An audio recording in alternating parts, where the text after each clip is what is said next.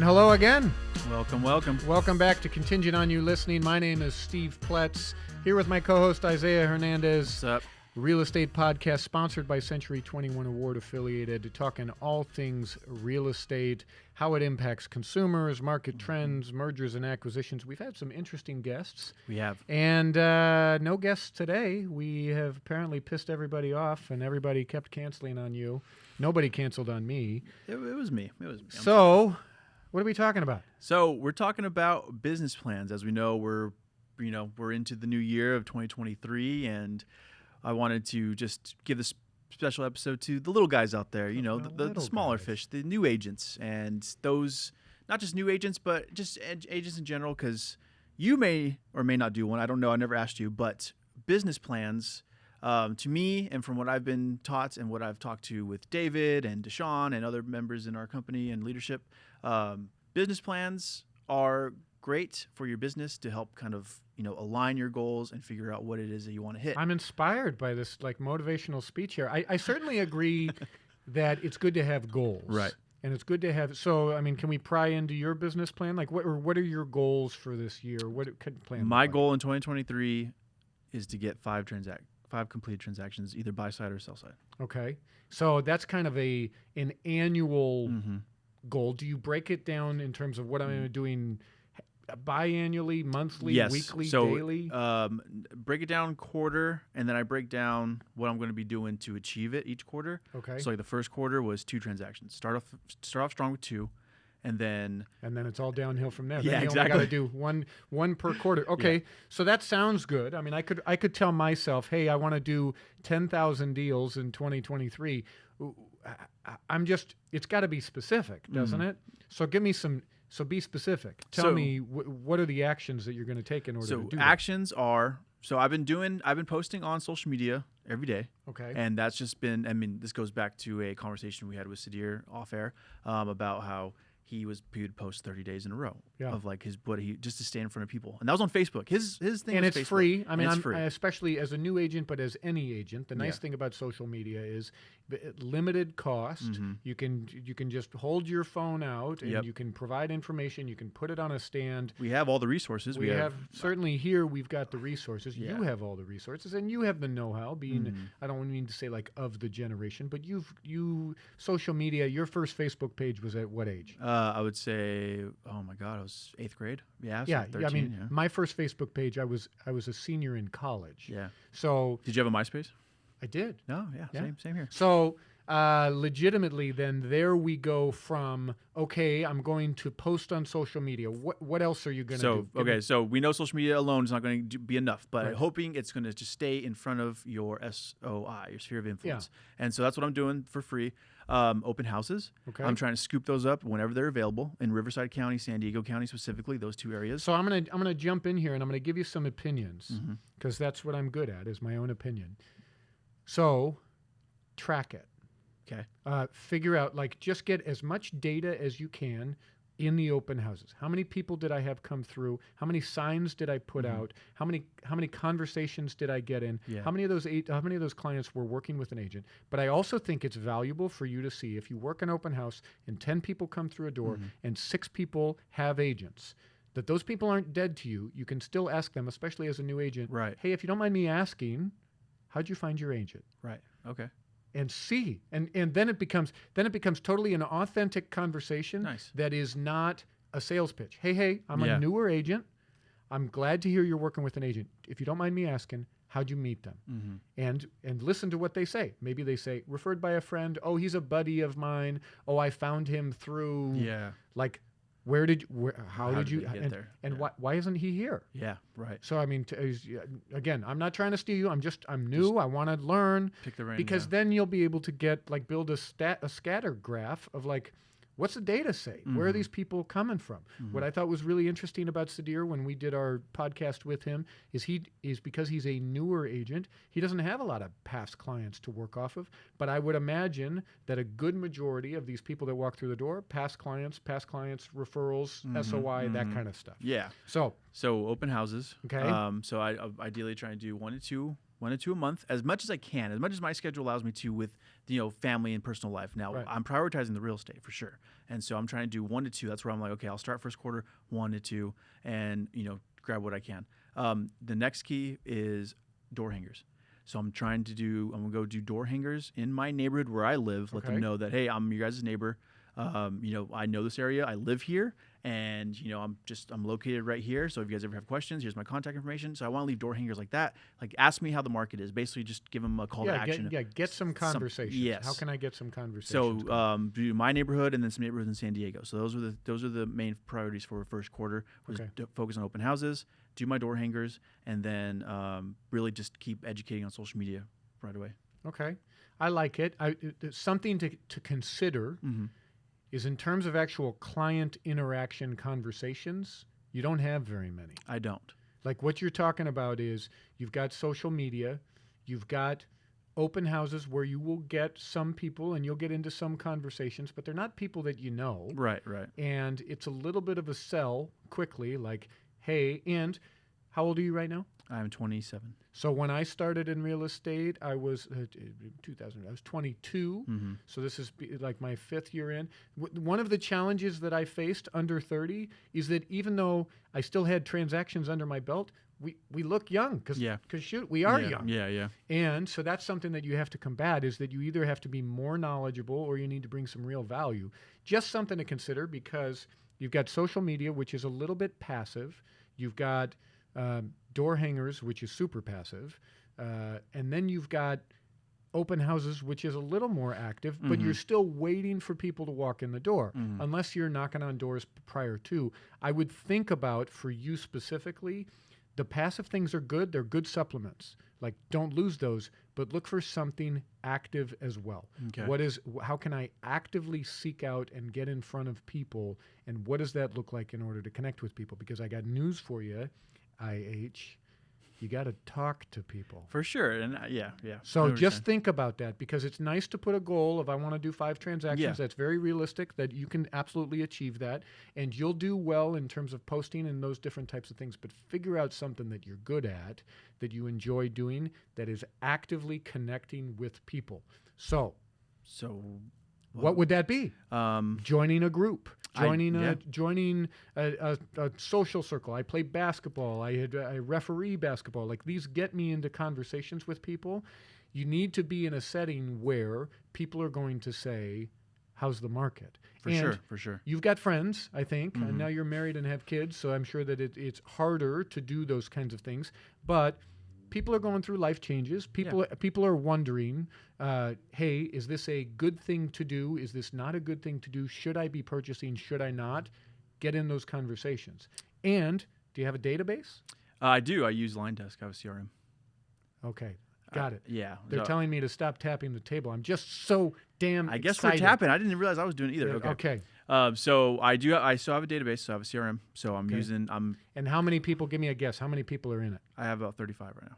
Okay. And of those 35, about 25 of them are from my San Diego State alumni network with my fraternity. So I think a realistic goal for you would be try to get that to 100. 100 real people that you have real relationships with. And what does that look like, and how can I do that? Because probably what you're saying is social media is a good way to stay in front of those people, and you're 35. But I want you to have, if you had 100 people that were real people that you could connect with, that you could actively, hey, check in on, those kinds of things. So that's 75 or 65 people. When you're saying actively check in, you're saying like you're talking about texting, or you're talking about more than just doing email? I'm saying that you need to have a relationship with 65 more people of people that might be doing something real estate wise. Right. Like your homie that works at KFC that drinks a lot on the weekend and blows all his money. You don't need to put him in your database. Right. Because chatting with him, he might be fun to hang out with, but he's not going to actually further your business. Yes. So I would say put 65 more people in your business that have the potential to further your business. So where do you start? I'll give you some opinions. It doesn't need to be active buyers and sellers. It could be an estate attorney. It could be a CPA. It could be a financial advisor. We're talking about adding 65 people. Yeah, right. adding 65 people. So adding 65 people, I don't want you to think that those have to be buyers and sellers. Mm-hmm. They can be people that further your business. Right. I have a very close relationship with a realtor who is retired. He's Mm-hmm. an older man who has never done a deal with me, but he's referred a lot of business to me. Okay. So he's somebody that absolutely is in my database that I'm constantly staying in front of, taking to breakfast, checking in on. He loves to play golf. So that kind of stuff, I want to make sure that I stay in front of him, and I need to know about him. But he's not a buyer, but he's not a seller. Yeah. And so I just don't want you to think that adding to your database requires that they be like the next buyer that's chomping at the bit. Yeah. Hopefully it is. Yep. But at the beginning, when it's trying to figure out, okay, who can further my business? And people that can further your business are professions that might refer to a realtor, a CPA, a financial advisor, attorneys, estate attorneys, divorce attorneys, landlord-tenant attorneys. So suggestion is to look up those professionals in our area and call them and just build that relationship. I like your generation. I don't mean to make generational comments, but your generation is big on social media. I bet if you put on your social media, hey guys, I'm looking for a financial advisor, you would probably get a dozen responses. That's true. And then you can get the contact information of those dozen and say, hey, Joe, I was referred through Mary on Facebook for a financial advisor. I'm a newer agent. I'm trying to build business. I'm wondering if there's ways that I can add value to you and your business. Right. What is something that I can do to help you? I'd like to build a relationship with you. Nice. And do you have clients that need CMAs, like to know of general value of their property? I know sometimes financial advisors have these programs where they like to have an idea of what is someone's net worth, especially as the market's a little bit more unstable. So can I provide something like that? Now you've got to contact. Okay. Now you've got to follow up with them. Now you got to meet them for lunch. Now you got to stay in touch, put them on your database, send them a Christmas card. But now you've got to contact. And I promise, if you stay in contact enough, the financial advisor will run across somebody. And say, hey, you know what? Especially if you've done a bunch of stuff for them, like, hey, let me just run you some CMAs and help you out. Okay. That's a place to start. Nice. So utilize what you're good at and what you enjoy. I mean, if you're strong on social media and you like it, build a database that way. Yeah, that's what I'm doing. But I feel like then your database builds on itself, and then you get a good referral source. They refer some business. Like that's probably where I would start. Okay. Because otherwise, I think that it becomes too easy to go, my goal this year is to beat Gary Ward and do 200 million in volume or something like that. And it's too ambiguous. It's too vague. Yeah. The specificity is going to work in your favor. So if you can look at it and go, I got 35 in my database, I want to get to 100, and I want them to be real people that I have real relationships with, start there. Okay, that's great advice. I'll definitely take that because that's going to be, like, the email marketing is where I'm really also adding on to that and touching in with my and again, SOI. It's not bad, but it's passive. Yeah, no, for sure. It's not getting right in front of them. Just something to consider. And here's my thought as it relates to passive stuff. It's easier. So that's why people do it more. Yeah. Is the feeling is, I don't want to bother Isaiah, so let me post something on social media that'll run by him. Let me send him an email. Maybe I'll text him. When I feel like, hey, if you got an issue, if something's going on, you and I need to have a real relationship, and I need to be in front of you. So what are some other options then? Other ideas? Other ideas in terms of building... Not passive, but more just... Okay, good. Yeah. So active things. I mean, I'm a huge proponent of networking. Yeah. And networking kind of goes along with what we were talking about before about COI, but identifying professions that can certainly help you. Figuring out other active things that get in front of people are things like... Nancy Beck is big in farming. She does her farming. I mean, there's agents. But wouldn't that be passive? If she's just doing if she's farming like postcards. I mean, I agree with you, but I think she's door knocking as well. Okay, we'll have to get her. Door knocking is very active. Yeah, that is. I think that reaching out to your SOI and connecting with them in some capacity outside of like the general email. Bringing them something. You could host some kind of small event, and at the beginning, you don't have. I mean, you have kids that are what ages right now? I have 2 and under, so 5-6 months. Yeah. Yeah. So you have a 2 and an infant. Yep. So getting into groups where you connect with other people of the same age, looking for activities. Hey, we're going to host a very simple, mellow party in a park, invite a bunch of people that you know. That's definitely on my list because I was trying to figure out, okay, we have a park in our neighborhood. I'm like, that's an easy spot right there. Right. Trying to figure out like, okay, how do you get sponsors almost to like help pay? Is there a smart way to do that? At the beginning, I would say it doesn't need to be that formal. Yeah. At the beginning, you just need to get out in the community and do things that you're going to actually enjoy. If you despise it, don't do it. But you got to think like you got to have some sort of like the cost. We got to think about the cost behind this. So if you're starting from scratch, zero, like I'm talking about like budget wise, like your budget's super small. Right. What are some ways to include like a free event like that in your neighborhood or in your area? So when you say cost, like I'm imagining you have a 2-year-old and a 5-month-old. What do they do for fun? Walk around. They walk around, but other parents might not have anything. Right. They might have older kids, so I'm like, okay, like what are we gonna do? Well, and I don't think you need to scale some giant event yet. Yeah. You don't have the budget for it. Right. So or maybe you have the budget for it, but there's better places to put. But that is there money. smart ways to get like someone to sponsor that event, like a lender, I mean, title, you could like ask a lender. Okay. You could certainly reach out to a lender. But what's in it for a lender? I mean, no disrespect, but a lender looks at your business and goes, "You've done 3, 4, 5 deals. Is this the person that I really want to partner with?" Right. Maybe. But I don't think you need to go on some grandiose event. Okay. I think that really what you're talking about doing door hangers. Start with a door hanger, which is, hey, I'd like to do a community event as a local real estate agent that's for kids. Yeah. And doesn't need to be crazy over the top with blow-ups and stuff. But you could just do a picnic. Yeah, picnic, something like that. Something like that. Hey, we're newer to the neighborhood and we want to meet people and get people out and maybe only 2 people come. Maybe it's really small, but it doesn't matter because then it's something that you're doing with your family anyways. It's all trial and error, right? Exactly. Yeah, just trying to figure out what works. And if you do something regularly, like so a lender I work with does a workout for realtors because he's always trying to meet realtors every Friday.